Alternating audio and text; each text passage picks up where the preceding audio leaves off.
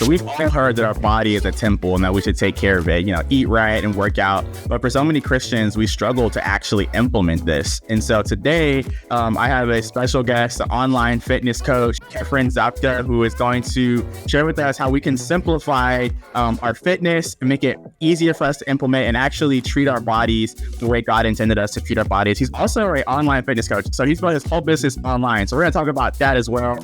If you're in the fitness industry and you're curious, how do you make your business online? Kefren's going to put us on game. So welcome to the Blueprint Podcast on Architect Network.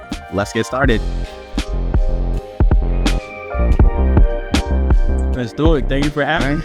Yeah, absolutely, bro. This is amazing. This is our first time doing this on Riverside FM. It's like you were saying, this is a little bit new episode. So I think this will be cool for our audience to see a little bit different background and different setup than what we normally have. But I'm excited about this episode, man. So let's get started. Like you spent 8 months as a digital nomad and, while being a fitness trainer. So what was that like? How did you start your online fitness business? So, I started in the fitness space 6 years ago as an in-person trainer. And so a friend of mine had a small boutique style gym that didn't have any members. I'm like, hey, I just got certified. Let me take over the space and let me grow this thing up. And in a matter of a few months, we really grew the gym to 100 members just by inviting people in for free sessions and just really building those relationships in the community. Now, how does that lead us to me going online? Well, a year into that journey, I came across my mentor, Brendan Carter. I would argue he's a big leader in the space, especially when it comes to online fitness businesses. And he brought to my realization that I could have more impact, but also do more for my clients by switching to an online format, right? Because what that allowed me to do was really take a deep dive into the individual from Monday to Friday versus seeing them once or twice per week. Right. And we went a deep dive into like, okay, what does your week look like and how do we set up your week for success? Right. And really emphasizing on the nutrition piece because what he also allowed me to integrate into my mix was having my own app, right, to track clients' nutritions and bring data into the equation. So, how I got started was a mentor who showed me the way. As far as me going on my digital nomad adventure, so that was last year in July, right? So the business was full online, very profitable, making good money. But I got to a point where I felt like as a person, as a man, I wasn't growing as much, right? So the business was going, but I wasn't, right? I'd been on this business journey for 5 years, and it got to a point where it felt repetitive. It got to a point where I was just like, I wasn't excited as much. Right. Yeah. And so that led me down to, just speaking with different people, looking at what are my interests, what do I want to do? And the idea of traveling came about. And so initially I was going to go for 90 days. And, it really unfolded to really go deeper. But that's the idea came from like, okay, my business is online. I'm not bound by a physical location. I can actually make this happen. If anything, the reason I didn't do this any sooner was because I was scared to take that plunge, right? Right. But yeah, that's where. Was there any? I think I'm sure a lot of fitness trainers are like envious of you being able to do that, right? Did you think there was any do you have any fear of or any of your clients that left because you went online or felt like that they weren't getting that in-person experience, so they left? And kind of what are some other pros and cons of having an online business and making that transition? For sure. It's definitely you have to know who you're dealing with, right? Because again, there's some people who work better with the in-person style, right? Which is totally fine. But for me, it was more so highlighting how much more I could do for my clients, right? And how much more support I could provide them by switching to this online format, right? Because the reality of the situation is like we're able to go so much deeper into their lives, right? Just through making space for coaching, right? Having conversations around what are their habits and how what's their relationship with food, right? What's their relationship with exercise, and get into more of a mindset of things. The mindset of things, right? Yeah. Which helps to unlock certain obstacles to then for them to actually reach sustainable fitness. Yeah, which I think that probably, in the intro, I said that, so many of us, we know that we need to take care of our bodies. We even know that that's a biblical principle. Like God has called us to be stewards of our body and treat our body the right way. Yeah, I think a lot of times, I think it's like you said, that mindset piece is honestly the biggest piece. I think a lot of people are ready to hit the gym. Like we all have gym memberships. You know what I mean? Like think about how many gyms make money based off the people who don't come into the gym. It's crazy. We all got a membership but don't go, right? We don't know if it should eat better, right? But here we are at the end of the line of Whataburger, right? Chick-fil-A, right? So I think it's all those times those mindset things that are the most important to us breaking through anyway. So it looks like you got with the online business, you were able to get to the root of the issue, and I'm sure that's made massive impact in your clients' lives, right? Exactly, right? So we really go deep into the mindset component, and I tell them from the very beginning, right? My goal is to get you to a point where you don't need me anymore, right? Wow. I think, especially in the trainer space, we grow an attachment around our clients and make them dependent upon us to where the only way this person succeeds with their health and fitness is working via a trainer, right? Not only is that ineffective, because what if someone happens to the trainer to where you don't have that person, then the whole thing collapses, right? So the message that I lead with is like, hey, we're going to go about things to where you don't ever need a trainer or a coach ever again, because I want you to achieve mastery of this thing, right? So you can succeed on your own. I'd say that's the biggest thing. Okay. Is there like a thing that is there an area that you specialize in terms of are you like the weight loss specialist, strength training, mobility? Like what's your area of expertise, if any? I mean, it might just be the mindset piece that you just talked about, but where do you really focus in on? Sure. I know it down to my client's habit identity, right? And so when it comes to health, when it comes to fitness and just about anything, the governing factors between success and failures are the underlying habits that exists, right? More than that is how you identify and the person who steps into the arena and the habits that come with that identity that you have, right? And so my specialty is in getting people to build good habits, break bad habits, and really build a solid foundation for themselves to where they're not coming from a space of, oh, I'm doing keto, right? Which is a surface level solution. I'm not saying it's good or bad, right? But that's the surface level solution. Where I shine is getting my clients to get to a point where they are building the foundational habits, right? And creating that identity from within, and becoming the individuals who, don't deter from eating how they ought to for their goals, right? Or deter from going to the gym or prioritize their sleep, right? Have tools and different tools for stress management, right? So it's really about installing those systems, installing those habits, and then the rest takes care of itself. Okay. I'm going to put you on the spot here. I didn't put this in the questions that I sent you, but this has popped in my head. Okay, so you're talking about pattern, catching your habits. So let's break down some of my habits. So I have some bad fitness habits, and I want to get your thoughts on we're going to go some things that you would help me fix this. So number one, we go to fast food as a coping mechanism, right? And so typically if I have a hard day, since I had a big rant, I want to get some fries from McDonald's. This is the thing I want to go do. So that's the most bad habit that I want. The other two, I typically get really busy throughout the day. And so typically my bad eating habits happen when I'm running from meeting to meeting and I don't have time to eat, right? Or I don't have time to sit down and prepare food, right? And my challenge is I totally get that I could meal prep. But I just genuinely enjoy my eating experience. So I just don't want to eat chicken and rice every day, correct? So it's that's the balance of I could totally grab something and just eat the same thing every day. But I just for my lifestyle, I don't want that. And so in terms of, but those are the three things that two things that are really tripping me up. So I'm just trying to find the quickest, fastest way to make food on top of my busy schedule. And so typically I'll cut corners because of that, or for Kefren'es. So in terms of how would you direct me? And I'm in the gym 3 to 4 days a week. I'm running, and typically I generally have an okay diet. So how would you help me in that situation?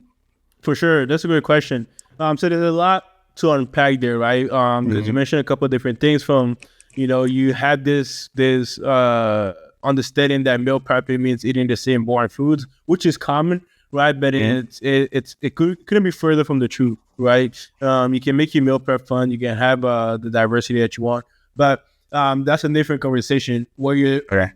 What you're sharing is like, okay, you have this habit of using food as a reward for either when you have a great day or as a crutch when you're going through emotional, having an emotional day, right? Yeah. So what I would do in this situation, or the conversation that you and I would have, would be like, what does the fast food give you? Like, what do you get from it, right? Let's separate apart. Like, when you have a great day and you have a win and you get that fast food, like, what does that represent for you? That's a question that I'm asking you, right? Yeah, I mean, it's a reward on the happy days, on the great days. I'm like, yeah, I'm gonna reward myself with like one of my favorite foods, which is French fries, right? And then on the bad days, it's kind of like, it's the same thing. It's like, I need to, like, I guess as a coping mechanism, it's kind of a quick dopamine hit of like, hey, let me just like get this, like, it takes me like 5 minutes to eat a large fry at McDonald's, right? So it's a quick little 5 minutes of just happiness that like typically doesn't change anything, but like, it's just, at least I get to be happy for that 5 minutes. How do you feel after it though? I mean, it's interesting because sometimes like I just generally have nothing. I mean, I just eat them and go on with my. And then sometimes I'm like, wow, I shouldn't be doing this, right? And like, I don't want to get so like, I always want to have French fries as part of my diet, but I just want to have them in moderation, right? And want to be able to like, I don't want to eat French fries and feel guilty about it. Like, I want to be able to eat French fries where it makes sense and I can feel happy. So for sure, I'm eating French fries. You know what I mean? For sure. Yeah. For sure, because the reason I ask you this is more so to understand where it's coming from, right? Because if there's guilt, that's where we'll address it, right? Because I'm not, the way I've learned to view food and the way I coach my clients about food is like, food exists on the spectrum, right?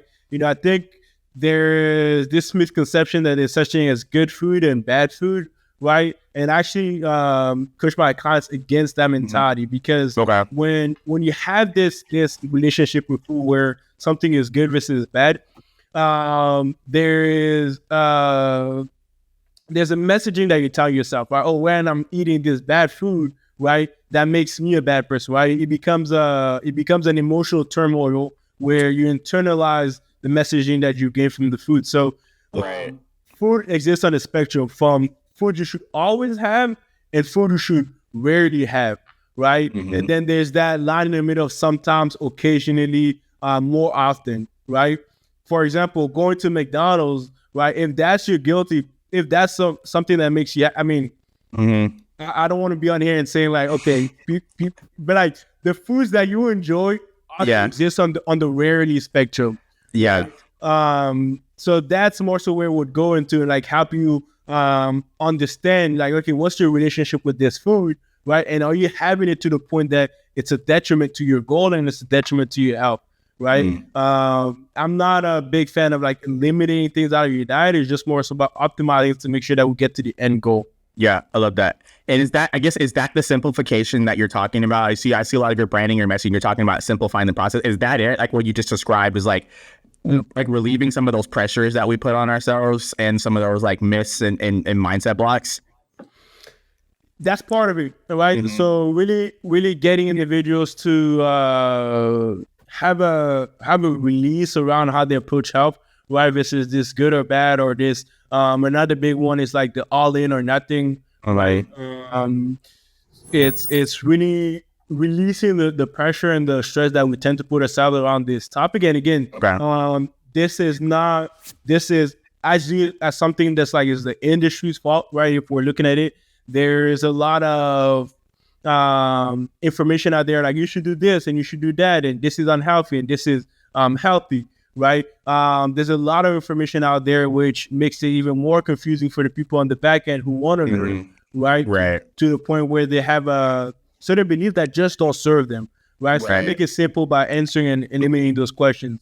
Yeah. The biggest thing that I'll say that that helps to simplify it is like the breaking the thing into step by step and breaking it out into a process, right? So more often than not, when I come across an individual who's ready to take on their health journey, they're looking to tackle more areas than one, right? Meaning they sign themselves up for working out every day or doing a lot with that. At the same time, they're starting a new diet. At the same time, they want to have a curfew of like when to go to bed. And so it's a lot of things all at once, right? And so when I say I help my clients simplify things, is I boil it down to like, okay, what are the habits or what are the skills that need to be built, and let's achieve mastery of one thing at a time to build the temple, right? You mentioned earlier, our bodies are a temple, and it is, right? Scripture tells us that. And so I approach this temple in the same way you would building a physical temple, right? In terms of like, how would you lay down the bricks? How would you go about laying the foundation, right? You can't put the windows before you lay down the floor, right? You can't put the paint if there's no drywall on, right? So it's like building it into pieces and building into brick by brick into a process, right? Rather than just doing a whole lot to achieve nothing. Yeah. Wow, man, that's really good. If you're watching this and you're like, yo, I love Kephren, I love when he's talking about things, you're interested in, and working him, hear more information about his process, we're going to have his information in the description, so you can definitely reach out and talk with him more about how you can tap into that simplification and improve your fitness journey. We're going to transition here because, we talked before, and you were mentioning how you were kind of going through some things, right? And so part of that led you to become a digital nomad, right? Just kind of searching for more purpose and more meaning. And while you were you were in Colombia, Mexico, like where else were you at? So I did some traveling within Colombia, Mexico. I came back up to LA, and then I went to West Africa. Okay, so all over the map, and while you're kind of moving around the map, you also reconnect with your faith, right? You find that, okay, that's something that you really wanted to incorporate into your life. So let's talk about how your faith has impacted your approach to your business and your approach to fitness and kind of the journey you've been on with that. Yeah, I love that. No, this is good because this is exactly the chapter that I'm on, right? Yeah. When I went traveling in July, there was a feeling of being burnt out. There was a feeling of this business that I created that once filled me up and gave me a sense of purpose, gave me a sense of passion. I saw it become this thing that I dreaded. I saw it become this thing where it became more about the money, right? It's like the more money you make, the less time you spend cultivating your faith, and that's essentially what happened to me, right? I'm not saying the two work in a parallel, but it just so happened that in my case, it was like it seemed as if the more money I made, the less I spent time for God. Yeah, it got to a point where I was so far removed from my faith that I would wake up with this crippling anxiety, and I had this sense of depression where I would make the money, have the clients, but I was disgusted with my life, right? And so in seeking to change the scenery and seeking that travel would help make things more exciting, along that path, I came to find out that there was a missing component which goes beyond just traveling and expressing different culture. Was like I had lost my faith, right? In 2018 when I started this whole company was a mission from God, right? God appointed me to this mission, and I remember it very clearly. And along those 5 years, I had lost that, and so I'm traveling. I was in Mexico. I'm speaking with friends, and this is where it gets more in the miracles, right? Now, because God came to me, right?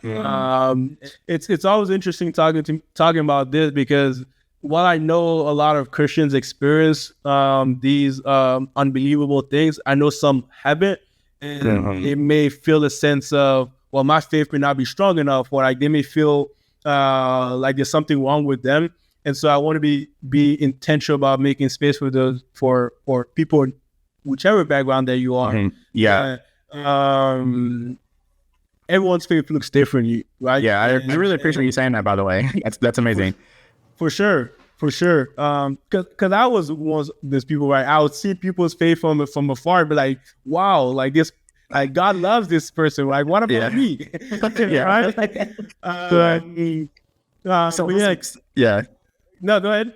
I was gonna say, so a miracle happens, and so what was that?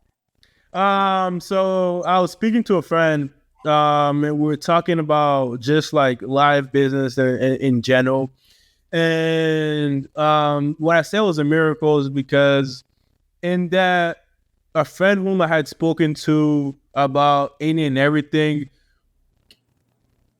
turned out to speak straight to my soul with such wisdom, with such a profound depth that I thoroughly believe God used him in that moment, right? Because it was and that became started the sequence of just different events that I'll get into. But that was like the start, right? And what I got from that conversation was that it was a accountability, if I may say, that I chose a path that fills my ego and doesn't serve any greater purpose. And I'm left with the consequences of that. What do I want to do? Knowing that, right? And then I had a dream where, I saw myself, I saw myself and I saw God, right? We're having a conversation, and it was as though he was sharing with me how I've given you this gift and this thing to take care of, but along the way you took me out of the equation. And right now, this emptiness that you're feeling, I can fill that void, but you have to separate yourself from this business. Like to narrow it out, God asked me to put the business on pause, right? To shut it off completely. And I wrestled with that for a little while, right? For 2 or 3 days, I was just like, I was feeling very conflicted, right? Because now I started to doubt, like, did I really get it right? Was God actually talking to me? Am I just crazy, right? And eventually I pulled the trigger, right? I'm like, okay, God, if because I continued to pray, and he continued, that same conversation came around, and just like, jump, right? Take the risk, jump and pull the plug, like close your doors on business, right? Not knowing how I would provide for myself, not knowing anything of like what would be next, right? I felt a calling to put the business on pause. And so I call up all my clients. I'm like, hey guys, sorry, I'm going to have to go on this journey within. I would love to work with you guys on the other side if I'm, getting back into the space. But as of right now, I can't really tell you much. I don't even know myself, but I'll have to close the doors in depth. I have to close the doors. I'm blanking out on, like, temporarily or like. Well, I said effective immediately, right? So Okay. I didn't get, Sure, you're like, I'm feeling like today. yeah, no, because I really went all in, right? Yeah, radical faith. Yeah. And so radical faith, but yeah, and so to come back to the question that you asked, so like, how did that experience and what does God look like being in my business now? So I went through just 2 months of just like, still traveling, but like really reading the word, praying, and really turning to God for all the questions that would pop up, right? And along those lines, it's like God gave me back this business and magnified it, right? And I've had this conversation before where I was fighting so hard to keep the crumbs. My vision was so small of, what I wanted to create. And I didn't want to let go, right? I was just like, no, God, I can't let go. This is what I've been doing for 5 years, right? I defined myself to this business. And then, when I went through when I actually pulled the trigger and be like, you know what, I'm going to let go off of this and I'm going to close my doors. A month later, this vision came upon me to really build more of what I would call a village, right? So instead of, setting for the crumbs, it's like build a village, build a community where others can have the fertile soil to experience God, right? And so where my business looks like now, very much so as a conduit for others to experience God by creating a space within their life where God can speak to them. And I refer that to as the boring habits, right? I think, and not to call you out, but when you talk about you're always on the go and you stop at the drive-thru because you're on go. at a higher level, I think, in Western society, unfortunately, we live our whole lives like that, right? To where it's not only your nutrition that's affected, it's also your relationship with God, right? You're always busy, always on the go. But God exists in the quiet, the still time, the stillness, right? The very boring stuff, right? It's like while folding clothes and being still and being present, right? You experience you can have the space for God to reach you, right? But if you're folding clothes and you're thinking about this meeting that you had 2 days ago, your mind is already clouded by all these different things, right? And so going back to the habits, it's installing the habits and installing your foundation to where you are inviting stillness into your life for God to be able to reach you. And that's been the journey that I've been on. Wow. That's incredible, bro. I think about the progression of how he took you through that. I'm sure that the 2 months where you weren't working, you had a ton of time for stillness, right? It feels like you're, all this empty space, and he filled it, and he probably filled that to teach you what it feels like, what it looks like, right? And so I think that I love that. I love that you even brought that back to just even what I was saying about not even having time to eat. And it's like, can I build a life where I build my day where I refuse to not be able to eat. Like I refuse to be so busy that I can't even eat right. Like, can I build, like what meetings can I say no to? What things can I say no to? How can I restructure things so that I have like an hour and a half or an hour to sit down and eat a healthy meal and even connect with the Lord, right? Like I think, even you saying that, I'm like, okay, I see how that can apply in real life, right? So I love that. Talk about this village, because I'm curious. How are you helping people with their fitness along with the community, right? Because I think that's ultimately still the core of your business. Are you is it now kind of more of a faith community, or are you still the fitness element to it? For sure. Both have to exist, right? Health is an integral part of faith, right? Going back to the life line, the scripture itself is like, do you not know that your body is a temple for the Holy Spirit that dwells within you, right? It highlights how the two coexist, right? Meaning, if your body is a temple where the Holy Spirit can dwell and not only speak to you but speak to others through you, then there's a responsibility that comes along with that to take care of this temple, right?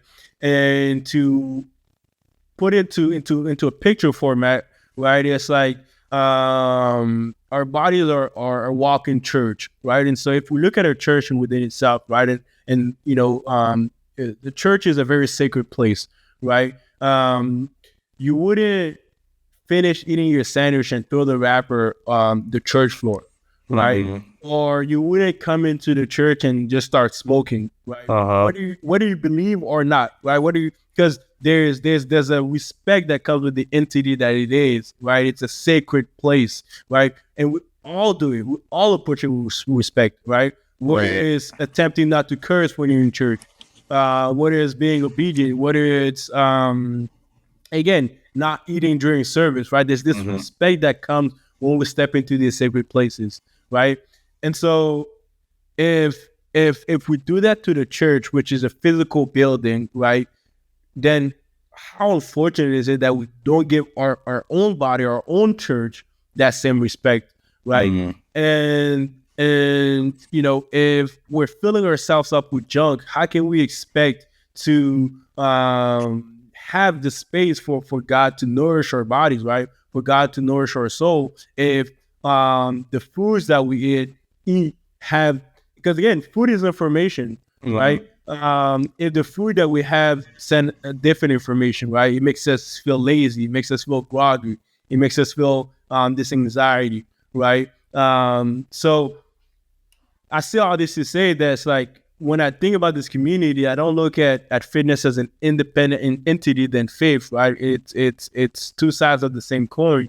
And so the village is more a space where we can honor those values, right? Because another big thing that is that I see missing is like I mean, a lot of the guys that I work with, and the women that I've had a chance to work with, oftentimes their environment is a reflection of their current way of life, right? Meaning, if they don't value health, if they don't have those standards, then chances are the people they surround themselves with are just like them. And so the idea behind the community is to build a new frame of reference of people who are operating with character, with standards, to yield growth of everyone, right? And uphold standards as a community. Yeah, and I'm gonna put some references for this on the screen so the audience can see and get context for, I think, the person that you are and the type of community that this is. As I was doing research on you, just kind of looking through your social media accounts, and I saw so many pictures of people. I think a lot of these pictures were when you were traveling, you were just meeting people, and I was seeing stories and interactions, and you were meeting random people and just building these like moments of trust, right? Yeah, I could tell there was genuine trust because even there was a couple of times where it was just like it was like, you're taking photos like it was like your best friends. You know what I mean? Like sometimes you just meet somebody, you take a photo, and it's kind of like it was like kind of an awkward experience or whatever. But these are people hugging you, and it just felt like they just genuinely loved being around you, right? And just they were just gravitating toward you. And I see men and women, people of all ages. I think there was like a massage therapist, I think, that you went to, and then some a cab driver, and there's all these people around just like, this guy just out here just meeting with random people, like, So I think that tells me who you are as a person, that people felt that comfortable to take a photo with you, and just the way you frame the stories. I just can't even imagine the safety and the trust that's going to be that's not going to be, but it's in your village, right? And so I think it's a safe place, like you said, to see whichever side of the coin is most relevant. You gotta grow your faith, or you gotta grow your focus at both, right? I think people are gonna be in a space that's gonna be allowed to flourish, and so I'm excited to see this grow in you and grow for the people that are gonna be inside of it, man. I'm so proud of you. I'm glad that we met. I think it was really cool. I mean, you met through Facebook, I believe, just to be out of content. So, is there anything that you want to any closing thoughts that you have, or anything you want to say as we kind of close out the episode? For sure. I mean, I'll say a couple of things. I want to speak to that person who are in a space of their life right now where they're putting in work, they're doing everything, they're doing the best that they can, and it just seems like things are just not working. It seems like things are just not flourishing, right? And despite everything they do, but maybe the answer is doing less, right? And I know it sounds counterintuitive, right? When you have bills to pay, when life feels like all hell is breaking loose, especially the bill component, right? The financial component puts a lot of us in a stressed state. And so we turn into a state of just doing a whole lot, right? And it ends up being like a hamster in a wheel, right, where we're doing a whole lot. Well, what I found is, again, going back to that space of, being still, there is a great wealth that exists in that stillness that provides the solutions that are beyond your understanding of how to go about things, right? And I refer to that as God speaking through you. And if you're always on the go, you will miss out on the greatest chance to build a relationship with God in your moments of struggles, because God looks for the impossible to create a testimony out of, right? And so in the midst of the adversity that you're going, this is when God can use you the most, and invite him into that, right? And create space for him to work in you in that season. So I wanted to share that, as well as, just a message to you, brother. When you and I connected, there is, you talk about like making others feel comfortable. I mean, you did that for me on a huge level, right? I know I was talking about how, we're just going back and forth about business, life, and faith. And, for you to be able to create space for me and also, just really, like pouring life into me and really feed into what it is that I'm doing meant a lot to me. And so I can definitely attest to, this mission that you're doing, this platform that you're building. I'm super excited to see how it all comes together. And I look forward to doing more of these collabs and co-create. Oh yeah, man. Episode 2 is coming. We were definitely bring back some more because fitness is a big piece of who I am. I'm a former college athlete, so I definitely take that seriously. And there's definitely going to be more opportunities for us to combine faith, fitness. So more conversations coming. Thank y'all for watching this episode of the Blueprint Podcast. Feel free to subscribe. Check out some future videos that we have coming up on the screen, and we'll see you guys next time. See y'all.